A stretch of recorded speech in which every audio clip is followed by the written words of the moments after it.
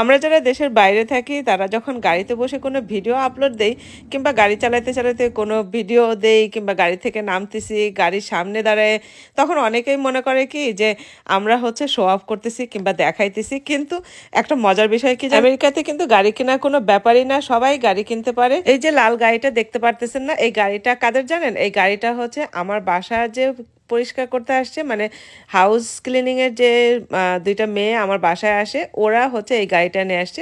ওইটা হচ্ছে ওদের গাড়ি। সবারই গাড়ি কেনার সামর্থ্য থাকে, কিন্তু অনেকে আবার অনেক বেশি টাকা ইনকাম করে, তাদের কাছেও হচ্ছে এত ভালো গাড়ি থাকে না। এইটাই আর কি, এটা যার যার রুচির ব্যাপার। আমি হচ্ছে এই ভিডিওটা এই জন্যই দেখাইতেছি, আমি এখানে কারোর প্রফেশন কিংবা কোনো কিছু ছোট করতেছি না। আমি এই জিনিসটা এই জন্যই বলতেছি যে আমাদের ম্যাক্সিমাম সময়ই কাটে হচ্ছে গাড়িতে, গাড়ি চালায় সব জায়গায় যাইতে হয়। যারা যারা মনে করেন যে গাড়ি দেখাইলে শো অফ করানো হয়, মানে আমরা কিন্তু এখানে গাড়িকে কিছুই মনে করি না। সবার বাসার সামনে 2টা 3টা 4টা করে গাড়ি থাকে। যারা যারা মনে করেন গাড়ি দেখায় শো অফ করি, তাদের জন্য আজকের এই ভিডিওটা কেমন লাগলো অবশ্যই কমেন্ট করে জানাবেন। আল্লাহ হাফেজ।